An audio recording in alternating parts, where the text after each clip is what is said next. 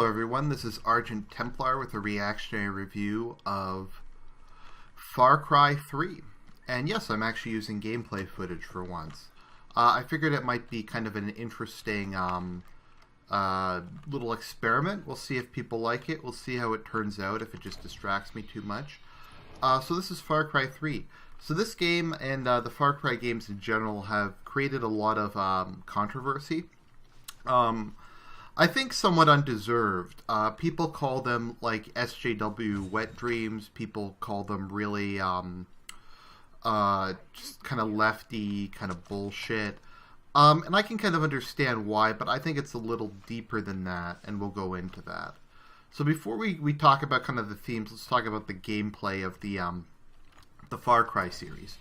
Particularly Far Cry 3 and 4, because it really changed. I played the series since Far Cry 2. Far Cry 2 was god-awful. I may have to do a reactionary review about it. It'll be short, though, because nothing happens in it.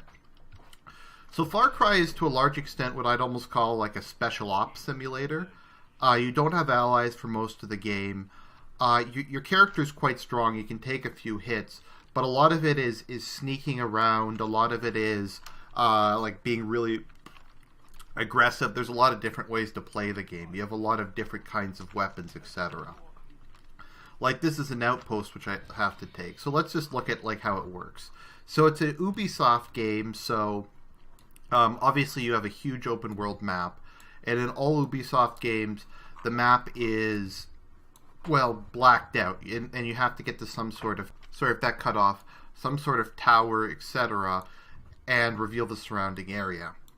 Now, in Far Cry 3 and 4, when each time you get to a tower, climb it, and activate it, it unlocks more weapons, and you're given free weapons as a reward. So it's not that tedious. I don't really mind doing it, actually. At least you get a good reward from it.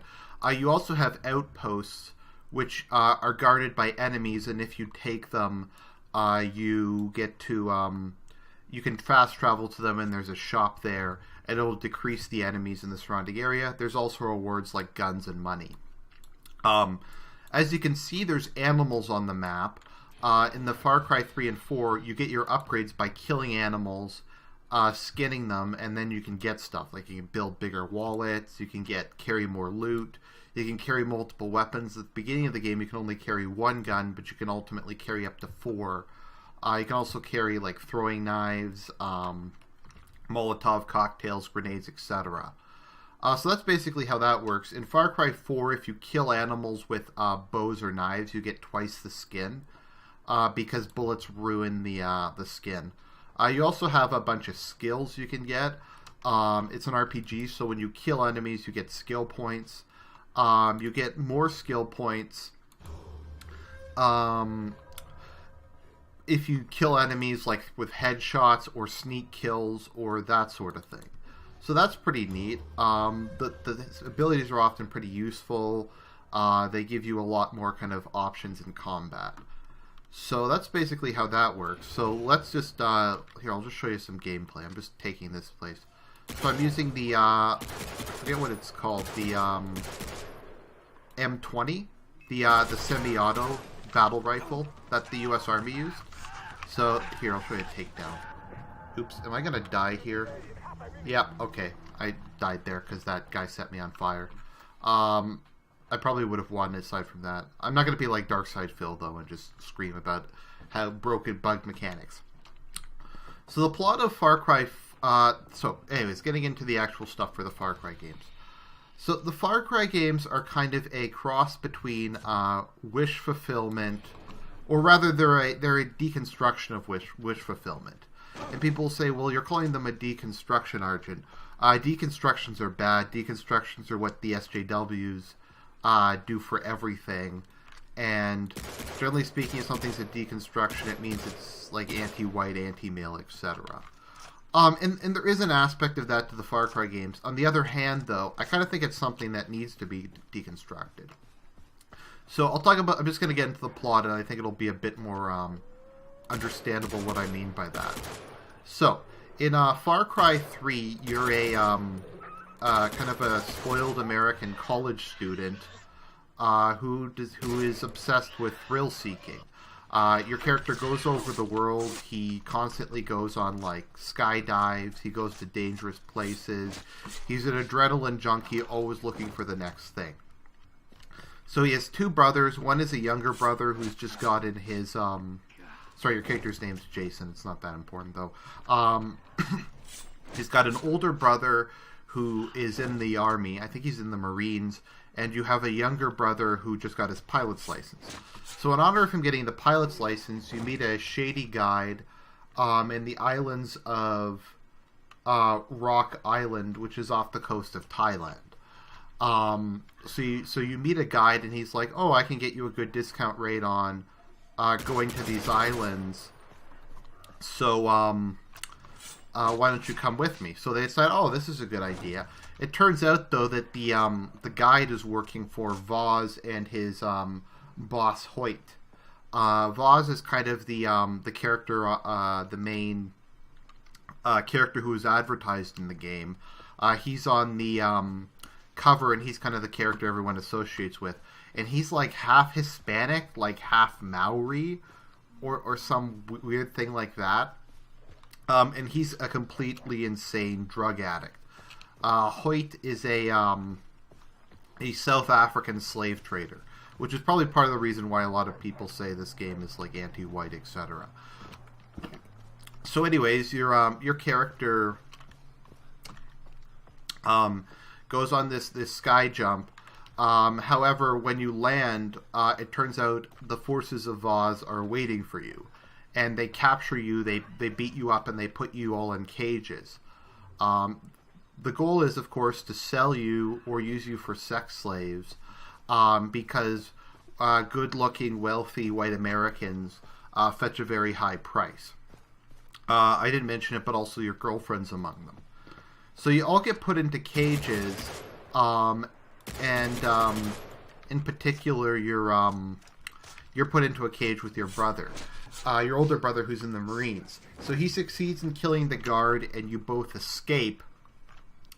And after you escape, you start sneaking around the camp. Your brother gets killed by Voz, and you ride out into the jungle. You're found by Dennis, who's a African American who's moved to the Rock Islands and kind of integrated with the local culture. He gives you the tatau, which you can see on your arm, and is gives you magical abilities. However, in this game, it's always kind of hard to tell what's magical abilities and what's your character's power fantasies and what's kind of a drug-addled vision. So he tells you the only way to save your friends is to go down the path of the warrior, to learn the ways of the Rakya. I'm just going to call them Rakya because I have trouble pronouncing Maori or whatever the hell it is words. So you have to learn the ways of the Rakya, the indigenous people of the Rock Islands, and you have to like learn their ways, join the tribe, etc. Now this is a very old trope. This is one of the oldest kind of cliches. The whole white guy joining the barbaric culture and kind of learning their ways and saving them. This is my friend Iberian and I. Sorry, not Iberian. My friend. See, that was kind of one of the cool things in this game. They had some leopards in that. Oh, dogs in that cage. So I blew the cage open, so they attacked the enemies for me. So anyways, so yeah. So it's you. The white guy kind of joins the tribe, learns their ways, saves them. Probably the best way it's been described most succinctly is by PRS, who says you go off to save people without any agency. And that's kind of what this game is and what all the Far Cry games are. It's some like white American who goes to some like savage culture which he has no idea like anything about. He doesn't really know who they are. He doesn't really know what their culture is, what the morality is. And he kind of says, because I'm kind of like the white guy, I'm gonna go save these people. Now, it's kind of understandable, because if you look at like how fucking dysfunctional these societies are, it's understandable why you would think these people are children. They all are basically killing each other. They can't even manage things like sewage systems. I mean, look at India, which is more developed than a lot of these countries. They can't manage a sewage system. They have designated shitting streets. You have people who like eat albinos because they think it gives magical powers. In the Congo, the soldiers rape because they believe rape is part of a magical potion, which grants them immunity to bullets. So it's kind of understandable that the people would be that just have such kind of a dismissive attitude towards them. At the same time, though, they do have agency. It may be kind of a more brutal, savage, primitive form of agency, but these people have wills of their own. So Dennis tells you about this Rekiak culture, and he starts filling your head with these ideas that you're the chosen one. Now, Abstract and I have this came up with this idea after we saw Avatar. Now, to be fair to Avatar, I actually think Avatar is a decent movie. I do like it as a movie. I think it was a lot of fun. I think it had good action scenes, etc. But it is kind of the ultimate example, probably just because it made more money than any other movie ever, of the whole of this whole trope of the white guy joins the foreign culture, he becomes its messiah, he gets into a relationship with like a beautiful exotic woman, and he basically gets to live out kind of the ultimate male power fantasy. So Jason gradually, he initially kind of starts out wanting to just save his friends and family, but over time he learns the ways of the tribe. He meets up with the beautiful Citra, who is this kind of barbarian warrior woman who is obsessed with him and tells him he's special, that he's the Messiah, that she loves him, etc. And he gets completely drunk off of this. So when Abstract and I have coined the term "going Avatar," to refer to this white guy joining this savage culture and kind of integrating with them. And if you start acting like completely savage and you do something, I don't know, kind of crazy, like maybe you kill your friends or family or something, we call that going full Avatar, as opposed to just kind of being a bit Avatar. You go full Avatar and you just start go crazy. Like some other examples of it are in Red Dead Redemption. Dutch goes full Avatar and he becomes like this messianic tribal figure. Like he starts dressing up at the in the clothing of his adopted tribe. He starts leading them against his opponents, etc. So your character goes full Avatar. He kind of gets a chance to escape a number of times, but he says, no, I can't go full Avatar. I have to fulfill my duty as a warrior. I have to defeat Vaz. I have to defeat Hoyt. I have to do this because the Rakia are my people now. And he just has this like delusion, and they keep giving him magical potions, which are really just like fucking hallucinogenics. And large sections of this game, which are vision quests, are literally them just injecting you with some LSD and you having literal power fantasies. I mean, this whole game is a power fantasy. I just killed like 7 or 8 guys with relative ease, and that's kind of like what white males think, and they think that for a reason. I mean, there's a lot of truth to it. If you look at like some of the battles during the Bush War, or some of the battles in Angola, etc., you will have a small group of like white mercenaries kill literally dozens or hundreds of Africans without taking any damage, without losing anybody. So that's pretty, it's kind of accurate. At the same time, though, he's making this kind of assumption that these people are like white people, that they're like Westerners, that they're not this kind of savage, barbaric culture, which is like kill or be killed. So he kind of he's like, oh, I'm the Messiah, etc., etc., and he has no idea what this means. And over the course of the game, once he kind of starts meeting up with his friends again, they're like, what the fuck's wrong with you? Like, you've gone completely crazy. You start talking about how you're this messianic figure. You start talking about just all this like crazy shit, and it really like disturbs them, and he feels kind of completely alienated. They feel completely alienated from him, and their alienation only makes it worse. Your character Jason has a perfectly beautiful girlfriend, but she can't relate to his kind of position as the Messiah. She can't relate to his power fantasies. So over the game, he falls in love with Citra. Not that she like cares about him or loves him really or anything. She just kind of sees him as a means to an end for the betterment of her tribe, which is fair enough, I suppose. But he's a white man, so he thinks that Citra behaves like any normal white woman would, and just wants to have like kids, a family, and a picket fence. But added on top of that, you have like the killing and the LARPing, etc. So over the course of the game, your character gradually becomes more and more of a sociopath. He delights in slaughter and in violence, etc. You get to do a whole bunch of fun shit. I haven't talked too much about the gameplay, but I do love these games. I'm actually replaying this game just because, not for the story, because I've already done the story. I just like the gameplay. I like the whole, you run into the wild, you kill animals, you skin them. You get to do kind of like hit and run commando raids against people. There's a wide variety of weapons, like, let me see, what is the gun I'm using now? I forget. Does it say? No, of course it doesn't say. M14, I think it is? Yeah, you got assault rifles, you got submachine guns, you got sniper rifles, you got flamethrowers, and your gameplay style changes very wildly based on the kind of weapons you select.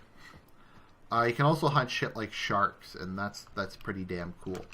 But yeah, so as the game progresses, it becomes more and more crazy, and at the end of the game, you're presented with a choice. You can either go full Avatar. Citra's like, kill your friends, slaughter your friends, make them your, kill them, complete the path of the warrior, become the warrior you were meant to become. And you're like, what the fuck does that mean? Like, it doesn't make any sense. It's like, why do you have to kill these people? How does that make you a warrior? Well, you're just kind of LARPing so hard at this point. You're like, yes, violence, blood, gore. You've taken in kind of this very superficial view of this other culture, and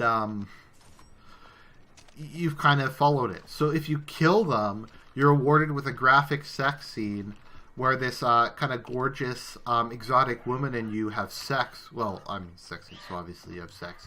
But this happens, and then during sex, just as you kind of finish, she stabs you, and you die, and she's like, you have fulfilled your purpose. You have impregnated me with the true Messiah, who will lead our people to conquer the world. And so you're like, your fantasy, like your sex, money, power fantasy, just kind of comes to its logical conclusion. The game is kind of saying the whole thing was kind of in your head. You kind of had this this kind of attitude that like dumb white people have, that these people have no agency, that they're just basically going to worship you, that they just act like how you would expect normal Americans to act or something like that. That's a takedown. That's kind of like a stealth kill. It's kind of like the Hidden Blade kills in Assassin's Creed. So you get more XP for that. And it's kind of just a big, like, fuck you, you're a sociopath, is kind of what the ending is.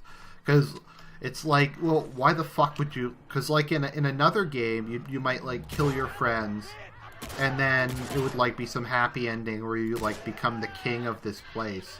It's kind of the power fantasy taken to its logical conclusion.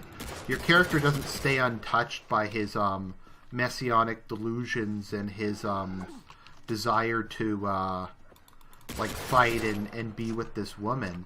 It's the logical conclusion. She's not some innocent girl. She's a psychotic warrior princess who spent her whole life in this barbaric culture, basically taking drugs and shit like that, and having a completely different worldview. Your character is not a king. He's just some kind of outsider that they've been using the whole time. The alternative ending is you side with your friends and you kind of realize how fucked up you were, and you just decide to leave. And Citra tries to like stop you from going, and Dennis, who's kind of the African American guy you meet, it turns out has been in love with Citra this whole time, and he tries to kill you, but Citra, still wanting your seed, gets in his way, and she gets killed by him, and she dies, and he just kind of runs away and cries a broken man. But you get off the island, and you acknowledge that it's going to be a long time for you to undo all the shit that you've done. So overall, I think Far Cry 3, more than really being like an anti-white or SJW game, is kind of just kind of a deconstruction of the going Avatar type of thing.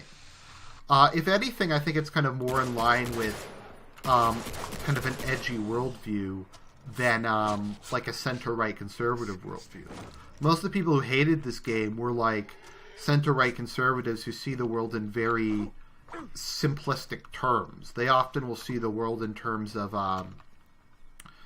that only culture matters, that people are basically the same, that standards are universal, that kind of thing. And it's just it's quite delusional. And I really think it's more of a condemnation of that, of like the kind of neoconservative, we're going to invade Iraq and they'll embrace freedom and everything will work out, that it is really a condemnation of our ideas. So if anything, I almost think we should embrace this stuff. That is just a really fun game. I am a big fan of the Far Cry games. I'll also do a review of Far Cry 4, because I really like Far Cry 4 too. I think this game is better gameplay-wise, and I think Far Cry 4 is better in terms of story, thematic depth, and design. The problem is Far Cry 4 takes place in not Nepal, and not Nepal has like the huge mountains, and it kind of is annoying to have to constantly climb mountains. The very vertical nature of the map is kind of obnoxious. Overall, that's my review of Far Cry 3. I hope you found it interesting, and I will talk to you guys later.